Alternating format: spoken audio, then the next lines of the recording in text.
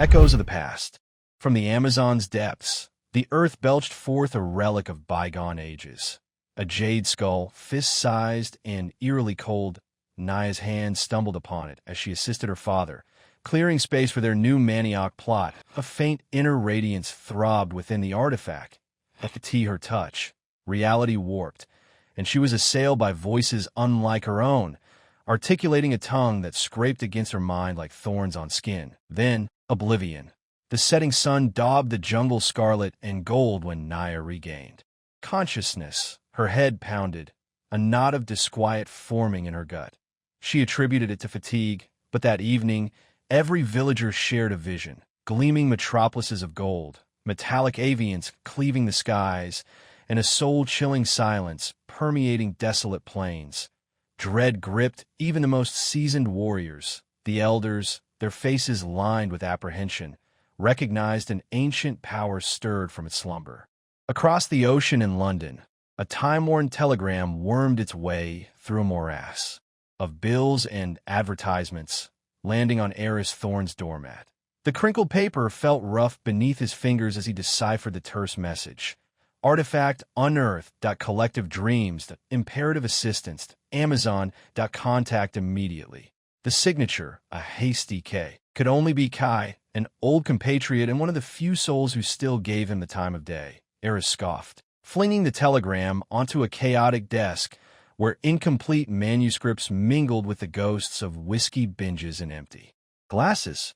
Collective dreams, he grumbled, raking a hand through already wild hair. Kai's finally lost his marbles.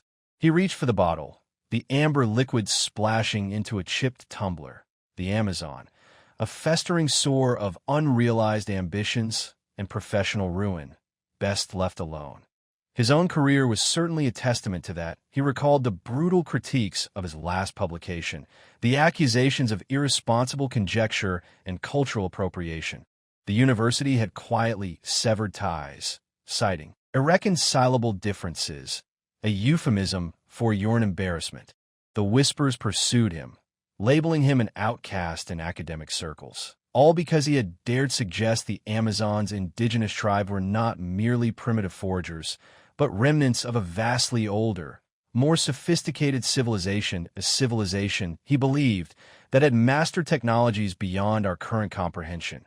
The phone shrieked, its rude summons slicing through his reverie, but he ignored it, letting it wail into silence. Probably Kai again, trying to rope him into another futile expedition. He savored a long draught of whiskey, the sharp sting a welcome distraction he needed to forget. Forget the failures, forget the accusations, forget the faces of those he'd let down. But the image of those faces persisted, the Yanomani, their eyes mirroring a desperate trust as he pledged to defend their lands from encroaching deforestation. He had failed them abjectly. The chainsaws came, bringing pestilence and conflict in their wake, that he had been so absorbed in vindicating his theories, in unearthing the truth, that he had neglected the very people he swore to protect. He emptied his glass, the oppressive silence of his apartment closing in. The jade skull, the shared dreams, something tugged, a dim echo of the fervor that once consumed him. He retrieved the telegram, the paper now softened by the warmth of his touch. This might be it. A chance at absolution, to prove his detractors wrong. A chance, finally, to grasp the truth. That he lifted the receiver, keepers of the stone. The air was a cloying embrace, thick with humidity and redolent of wet earth and decaying foliage. Aris swung his machete at a stubborn creeper, his shirt clinging to his back like a second skin. Their ascent had been a trial, a constant struggle against the river's pull and the jungle's verdant encroachment upon their slender pirogue. At long last, a subtle, percussive rhythm drifted through the canopy, the pulse of drums. Mateo, his guide, a sinewy figure whose eyes mirrored the rainforests. Ancient wisdom stilled his paddle. They know we approach, he breathed, his voice barely audible.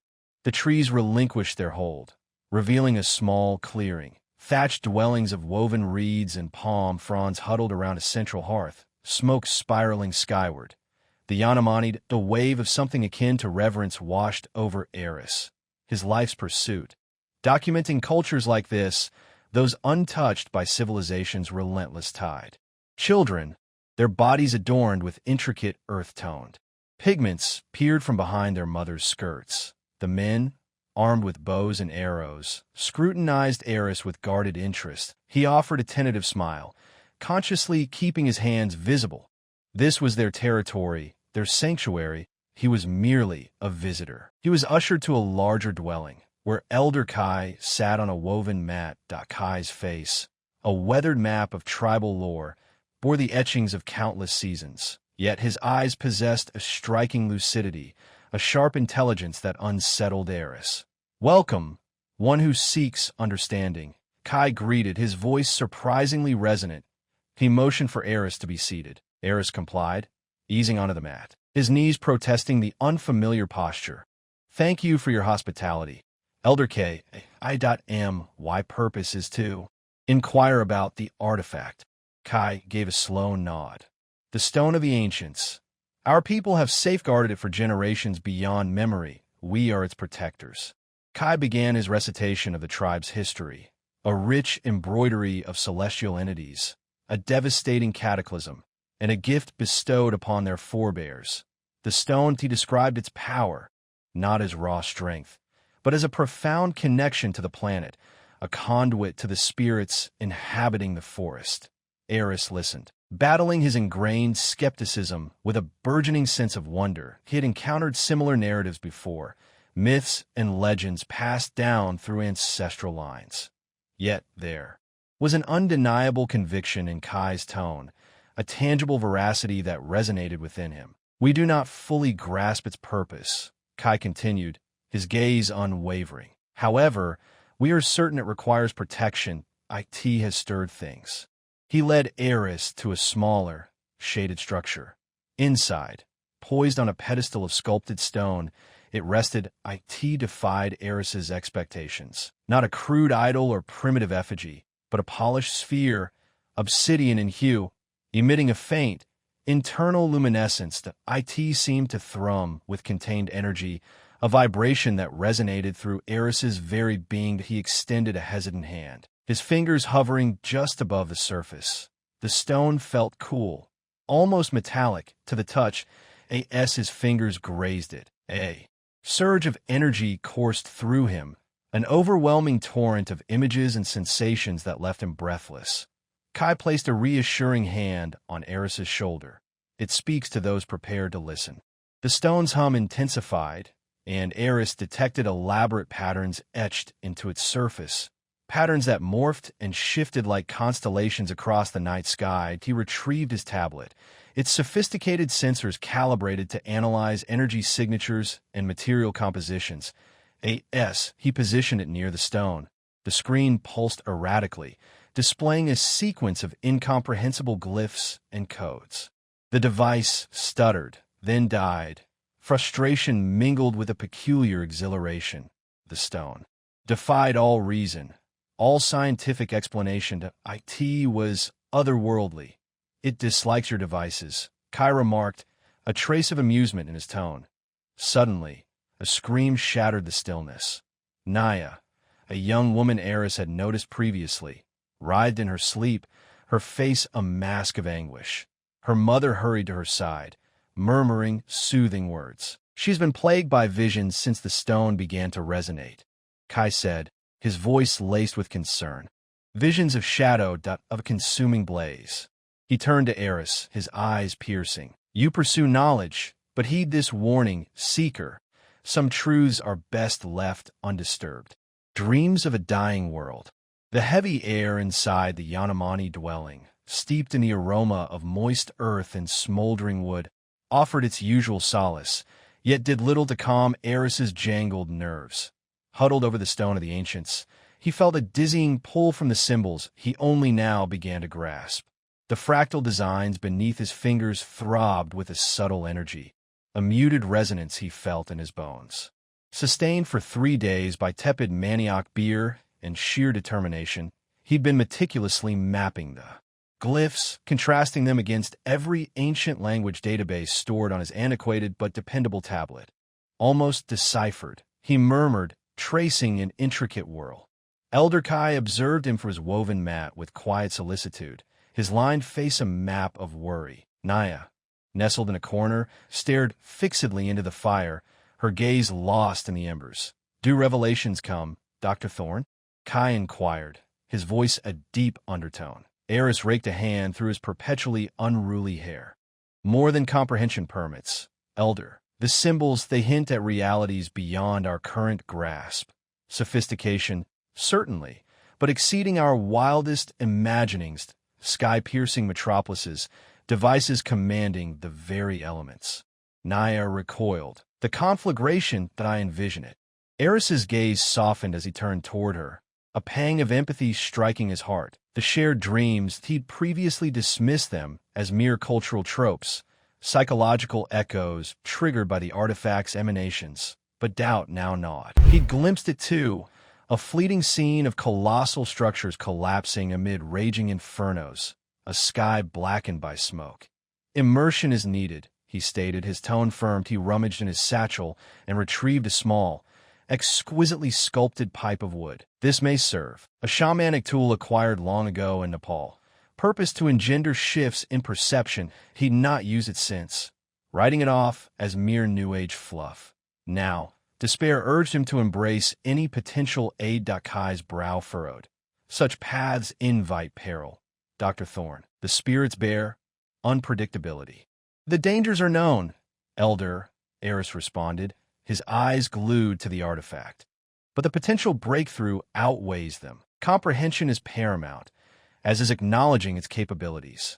He loaded the pipe with a melange of local herbs approved by Kai, scrupulously avoiding acknowledged hallucinogens, a calculated risk to bypass the conscious mind and plug into whatever network the artifact cast. He ignited the pipe and drew deeply, the smoke sharp and unfamiliar. Closing his eyes, he fixed upon the shifting designs upon the stone, commanding clarity of vision, of understanding. The hut vanished. He stood upon a metallic dais, the atmosphere vibrating with the drone of machinery. Immense formations of glass and steel punctured a bruised, violet sky. Flying craft darted between them like swarming insects. The sheer grandeur was staggering, testament to a civilization that had mastered concepts exceeding conception. Then, the ground convulsed. A shattering roar rent the air. He discerned cracks spreading like veins across the prodigious edifices, sensed the heat of 1,000 suns scorching his face. Frenzy swelled around him. Faces twisted into masks of terror. Then, oblivion, he gasped, choking against acrid fumes, and opened his eyes. He was back in the hut, a bitter taste coating his tongue. Naya watched him, her eyes gleaming with a prescient sadness. "The metropolis falls," she whispered. Aris struggled to sit up, his head throbbing. "It transcended a dream," he croaked, voice ragged. It was a recalling, a fractured recalling, pulsed through the artifact. He regarded the stone of the ancients with a newly found reverence, coupled with mounting trepidation. "This transcends mere artifact, Elder. It's an avenue, a dormant gateway to another realm, another eon." He paused, assembling fragments, icons, visions. They were not primitive. They were unparalleled, but they wrought their own demise. And this portal is all that abides, broadcasting their fading murmurs across the emptiness. Kai's mien was grave. "And what do these murmurs demand?" Aris shuddered, regardless of the warmth. "I cannot fathom," he rasped, scarcely audible. "But anticipation for a forthcoming revelation grips me." He glanced toward Naya, then returned his gaze toward the pulsating stone. An inadequacy looms heavy. OmniCorp shadow. Naya's eyes snapped open, the acrid smell of diesel fumes stinging her nostrils. The visions had been vague, swirling colors and echoing screams, but the suffocating dread remained, a cold knot in her stomach. This was different from the stone's whispers. This was a warning siren. The jungle's hum had been replaced by a mechanical growl, steadily growing louder. Fear rippled through the tribe, a silent tremor that echoed Naya's own anxiety. Children clung to their mothers, their wide eyes reflecting the flickering firelight and the encroaching dread. Then they saw it, a hulking, obsidian-colored transport vehicle, emblazoned with a stark, silver logo, a stylized globe bisected by a lightning bolt, crashed through the dense foliage, flattening everything in its path. Two more followed, their treads chewing deep scars into the sacred earth. Dust billowed, coating the clearing in a fine, gray film. From the lead vehicle emerged a figure clad in a pristine, black uniform. Commander Rexus, his face, sharp and angular, was devoid of any warmth. His eyes like chips of glacial ice, he surveyed the tribe with a dismissive glance, his gaze lingering for a moment on Elder Kai before moving on, as if assessing livestock. "Clear the area," Rexus's voice, amplified by a metallic device attached to his uniform, sliced through the air. "This is now a designated OmniCorp research zone. Any resistance will be met with appropriate force." Armed figures clad in similar black uniforms fanned out from the vehicles, their weapons glinting menacingly in the fading light. They moved with a practiced efficiency that spoke of countless similar operations, a terrifying choreography of subjugation. Elder Kai stepped forward, his weathered face etched with a mixture of defiance and fear. He raised his hands, palms open in a gesture of peace. "This is our land," he said, his voice trembling slightly. "Sacred land. You cannot defile it." Rexus tilted his head, a flicker of something that might have been amusement playing on his lips. "Sacred?" he scoffed. "Only power is sacred, old man, and OmniCorp holds all the power here now." He gestured to one of his soldiers, who shoved Kai roughly aside. Dr. Aris Thorne emerged from the last vehicle. Looking distinctly uncomfortable, he pushed his glasses up his nose, his gaze darting between the soldiers and the increasingly agitated tribe. He had argued against this heavy-handed approach, pleaded for a more diplomatic engagement. But Rexus had dismissed his concerns with a chillingly casual wave of his hand. "Commander," Thorne began, his voice tight with controlled frustration, "perhaps we could negotiate a more." Rexus cut him off with a sharp glare. "Your expertise is in analyzing artifacts, Doctor, not in managing indigenous populations. That I assure you, I am more than capable of handling this situation." He turned back to the tribe, his voice hardening. "You have 1 hour to vacate this area. After that, we will consider any remaining individuals as hostile." Naya felt a surge of anger, hot and visceral, rising within her. She clutched the small, smooth stone she always carried, the one her grandmother had given her, a connection to the spirits of the forest. It offered little comfort against this overwhelming force. As the soldiers began erecting a perimeter fence, their movements precise and efficient, Naya saw the fear in her people's eyes turn to a desperate, silent rage. They were being driven from their home, their heritage, their very way of life. The setting sun cast long, distorted shadows across the clearing, making the OmniCorp vehicles look like monstrous predators poised to strike. Naya closed her eyes, trying to block out the sounds of their intrusion, but the smell of diesel and the metallic clang of construction echoed in her mind, a stark premonition of the devastation to come. The visions were no longer vague. She knew, with chilling certainty, that the stone of the ancients had drawn a darkness to their door and commander. Rexus was its harbinger. Siege.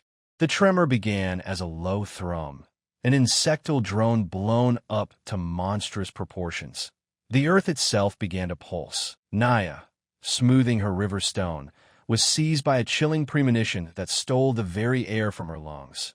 She leaped up, the polished stone skittering away across the hard-packed ground. The jungle erupted, its usual vibrant chorus replaced by a cacophony of terrified squawks and howls as birds and monkeys scattered from an unseen menace. Then they emerged, dropships-like.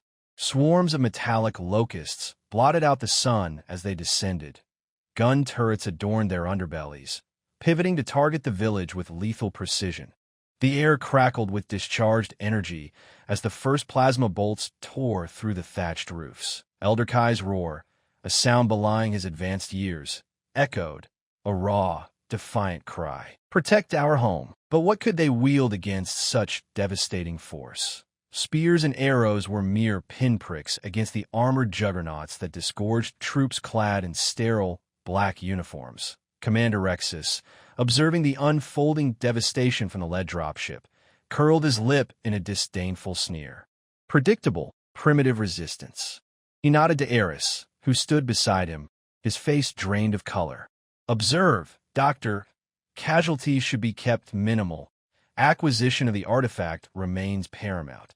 Aris swallowed hard, the sounds of minimal casualties ringing in his ears. Screams, pleas, the thud of bodies dragged from burning huts. He spotted Naya, her face a taut mask of fear and outrage, clutching her stone as a desperate talisman. Elder Kai, righteous fury burning in his eyes, attempted to rally his people, only to be flung aside by a concussive blast. Commander, this is unwarranted. Aris managed, his voice a thread against the rising din. Rexus turned, his gaze like glacial ice. Doctor, your expertise lies in xenoarchaeology, not military tactics. Allow the professionals to proceed. The artifact is our sole objective. But it was far more than it was the obliteration of an entire culture, the ruthless suppression of a people whose only crime was existing. Aris reached a turning point. He snatched a discarded OmniCorp rifle from a fallen soldier, the weapon feeling foreign and weighty in his grasp. Commander, with all due respect, I cannot in good conscience permit this. Rexus barked out a harsh, contemptuous laugh. Are you serious, Thorn? Siding with these primitives? Aris didn't respond, but he leapt from the dropship, landing heavily on the scorched earth. The world swam momentarily.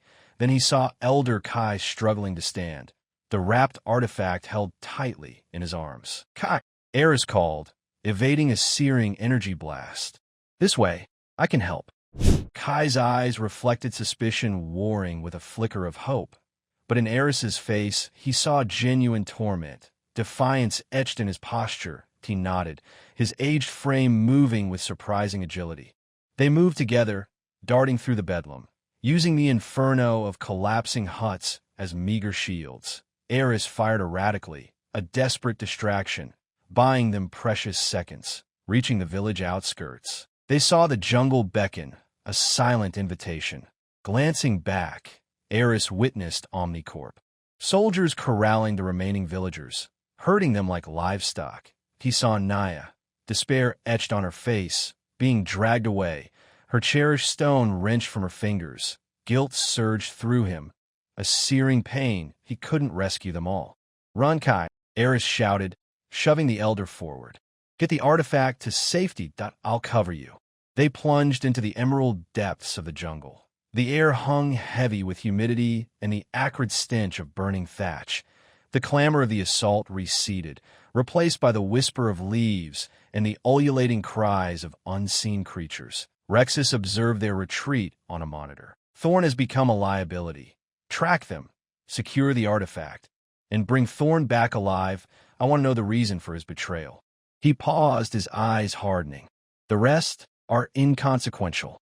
Aris and Kai stumbled through the dense undergrowth, the artifact a palpable weight in Kai's arms. Aris sensed pursuit, a prickling awareness in the air, a tangible dread. They needed sanctuary, a place where OmniCorp's omnipresent gaze couldn't penetrate. But where could they flee? The jungle stretched infinitely, but OmniCorp's reach extended further.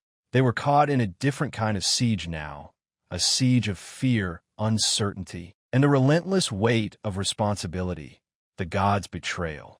The jungle pressed in, a sweltering, airless cage. Each forward movement demanded a fight against tenacious tendrils and clinging mud. Aris slapped at a biting insect, the pinprick a trivial annoyance against the deeper unease that churned within him. Rexus, vanished on a scouting mission, had left Aris to the elder's deliberate, wheezing pace.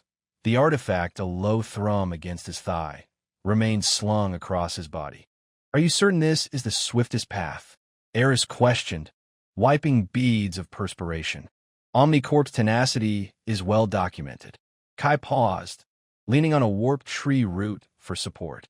Speed isn't always the wisest course, Dr. Thorn, we must remain unseen. His frail finger indicated a burst of vibrant orchids clinging to a colossal kapok. Their instruments overlooked the natural cadence of this place, the jungle's symphony that we must move as a part of it. Aris bit back aside. He respected the elder's wisdom, but the cryptic pronouncements chafed at his already raw nerves. And Naya, what of her? The image of her capture, the stone wrenched from her grasp, lingered. Elder Kai's face fell, wrinkles etching deeper lines of grief. We cannot linger on what is forfeit, Dr. Thorne. Naya understood the stakes. Her sacrifice grants us leeway. Aris stiffened. Sacrifice. She was abducted. We abandoned her. We acted out of necessity, Rexus stated, stepping from the undergrowth, his face hard. Sentiment will be our doom. His gaze darted through the dense foliage, hand hovering near the energy blade. OmniCorp's net tightens that we move now. They continued, the atmosphere saturated with the reek of rot and damp soil. Aris struggled to maintain pace, his pampered muscles rebelling with each stride as the sky bled from orange to purple. They found a small clearing, a rocky prominence offering temporary sanctuary. Kai slumped to the ground, his breath ragged. Rexus stood sentinel, his focus unwavering. Aris, feeling the artifact's insistent weight, managed to recover his breath. Tell me something, Elder, Aris began, his voice tinged with quiet desperation. About the gods. You speak of them as something other than benefactors. Kai lifted his gaze, ancient eyes locking with Aris's. Benefactors? No, Dr. Thorne. They were not benefactors. They were castaways. Aris frowned. Castaways? From where? From themselves? Kai croaked. Their world, a dying ember, devoured by their avarice. They arrived here, seeking succor, wielding marvels beyond comprehension, that we welcomed them, shared our bounty, our lore, our planet. And they betrayed that trust. Aris surmised. Kai nodded slowly. They plundered our world, stripping its resources to fuel their faltering technology. They razed their gleaming citadels, monuments to their pride, heedless of the fragile equilibrium they shattered. The artifact, it was no gift. It was a failsafe, a desperate gamble to tap the planet's core energy for their escape. But they failed. Their greed consumed them. Their own creations turned against them. And ultimately, they annihilated themselves, leaving behind only ruins and echoes. Aris stared at the artifact, now feeling like a lead weight. So, this isn't some benevolent tool to elevate us. It's a remnant of their ruin. It is a key, Dr. Thorne. Kai countered, his voice gaining strength. A key to unlocking this world's true potential, but also a weapon of unimaginable power that OmniCorp seeks to control it, to repeat the calamities of the past, to bleed our planet dry that we must prevent them. The revelation struck Aris with full force. Everything he thought he knew, all that he believed, lay in fragments. The gods, the generous creators, exposed as parasitic refugees. And he, Aris Thorne, now carried the potential for either salvation or devastation. He looked at Rexus, grim and resolute, and at the elder, sorrow etched into every line of his face. That a profound shift occurred within him. A dawning comprehension of the responsibility he bore.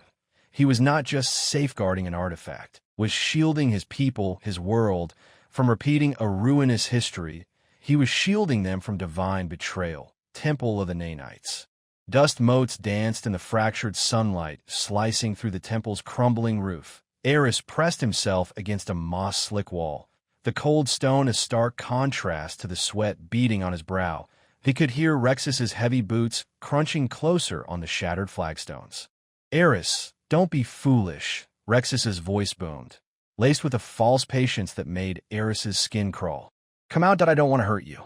Hurt him? After what he'd seen Rexus do to the villagers, after the ruthlessness with which he pursued Elder Kai and the artifact, hurt was a laughable understatement. Aris clenched his jaw, tasting the metallic tang of fear. He spotted a pressure plate, almost invisible beneath a layer of dried leaves and crumbling plaster. IT was a gamble, but he was out of options. You're destroying everything, Rexus, Aris yelled, his voice echoing through the ruined temple.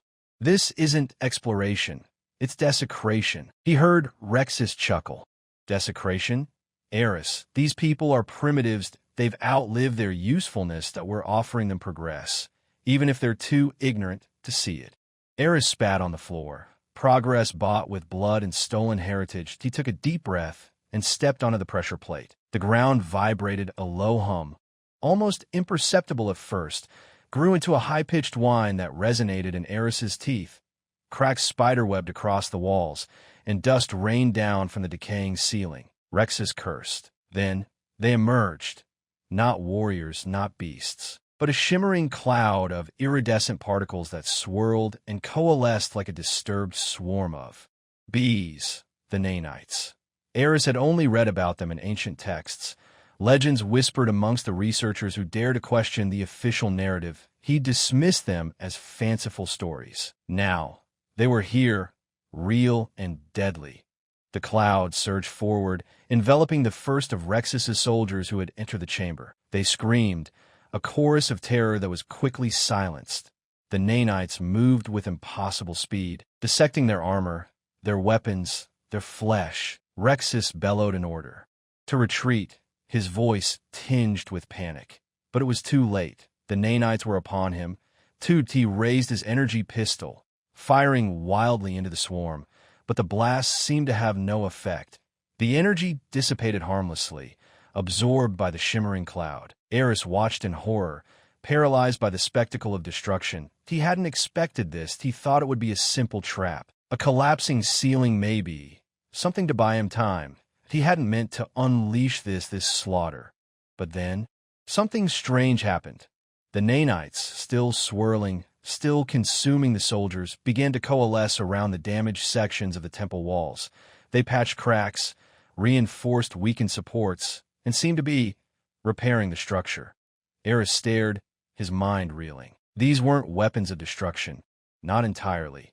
They were defensive guardians, programmed to protect the temple, to maintain its integrity. The new understanding dawned on him. The Nanites weren't designed to kill indiscriminately.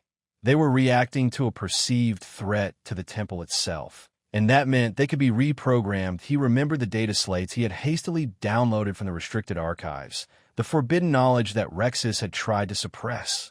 The ancient engineers, the creators of these Nanites, had left behind a backdoor, a way to communicate with them, to alter their programming. He fumbled in his pack, pulling out the data slate. His hands trembled as he activated it, the screen flickering to life with arcane symbols. He had a chance, a desperate, improbable chance to wrest control of these Nanites, to turn them against Rexus and his ruthless ambition. But time was running out.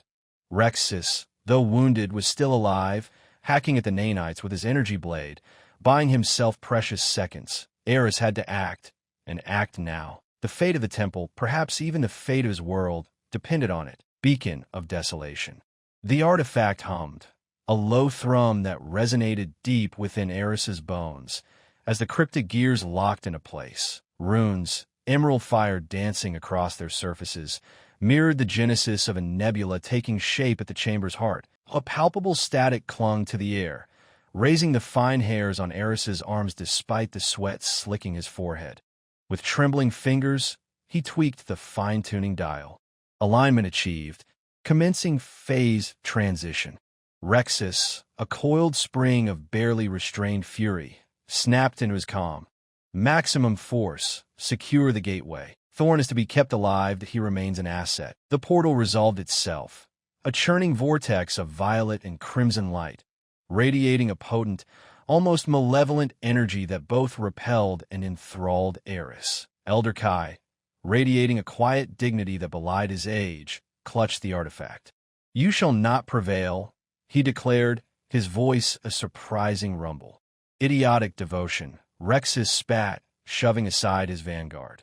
His plasma pistol barked, spitting coruscating bolts. .1 seared Kai's arm, eliciting a sharp intake of breath. Another slammed into the artifact's pedestal, causing the nascent portal to stutter and waver. "Halt!" Aris's cry was swallowed by the din. "You're compromising the stability." He scrambled forward, trying to wrest the modulator from a flustered technician, only to be hurled aside by Rexus. "The sooner we break through, the sooner we claim what's ours," Rexus snarled, unleashing another volley at Kai.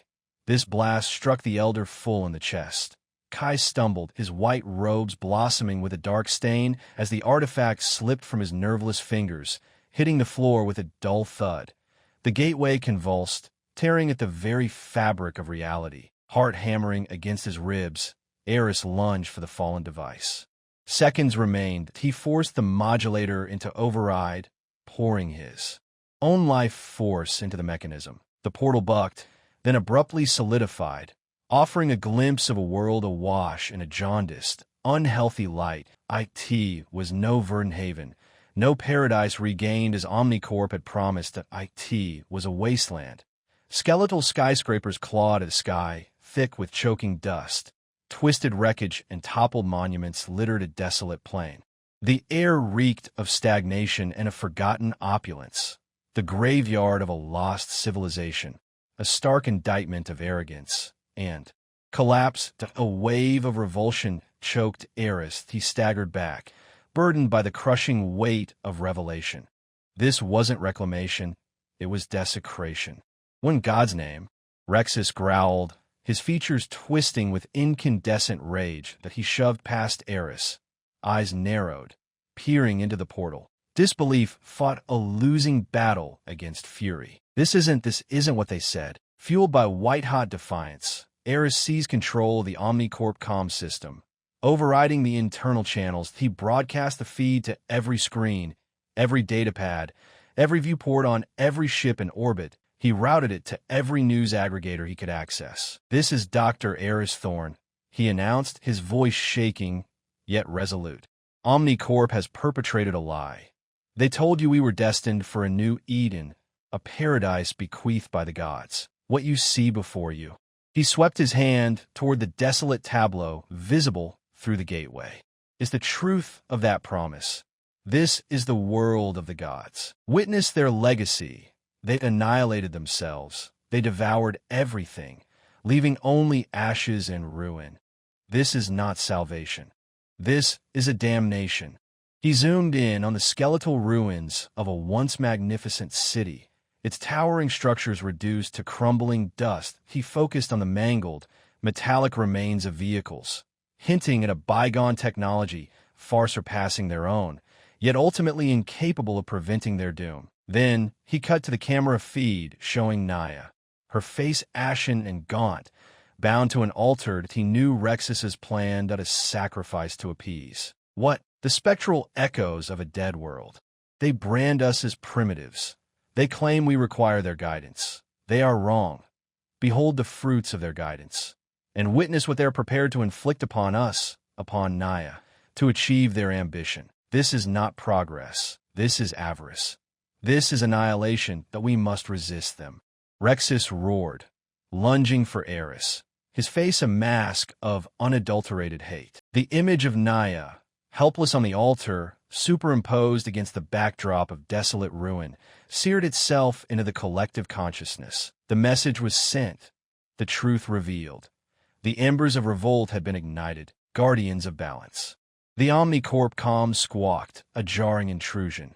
Immediate withdrawal, public furor, bureaucratic inquests, the corporation's usual repertoire of anxieties masked as ethical stances.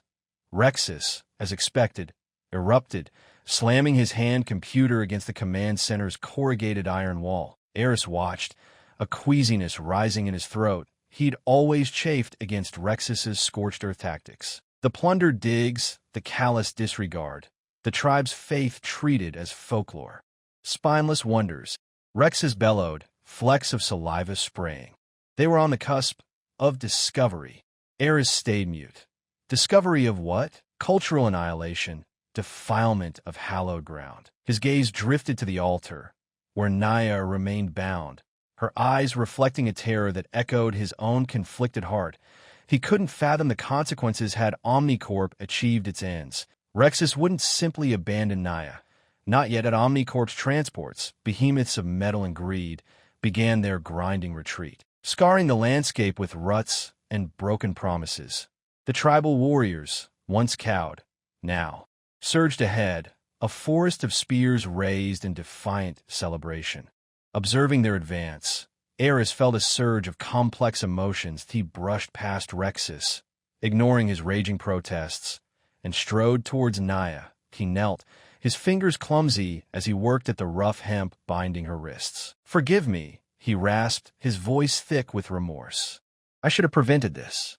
Naya met his gaze, her expression enigmatic. No flinch, no whimper, just a profound scrutiny. "Will you go with them?" she inquired, her tone surprisingly level. Aris hesitated. Escape was the sensible path. Reintegration, explanations, perhaps even a damning exposé on OmniCorp's avarice. But the thought of deserting this people, leaving them to grapple with the devastation alone, was unbearable. He looked at Naya, at the ancient wisdom shining in her youthful face, and knew his course. "No," he declared, resolve hardening his voice. "I'm staying here." The ensuing months unfolded in a haze of atonement and restoration. The tribe, cautiously receptive, permitted Aris to remain. He absorbed their tongue, their traditions, their profound reverence for the land.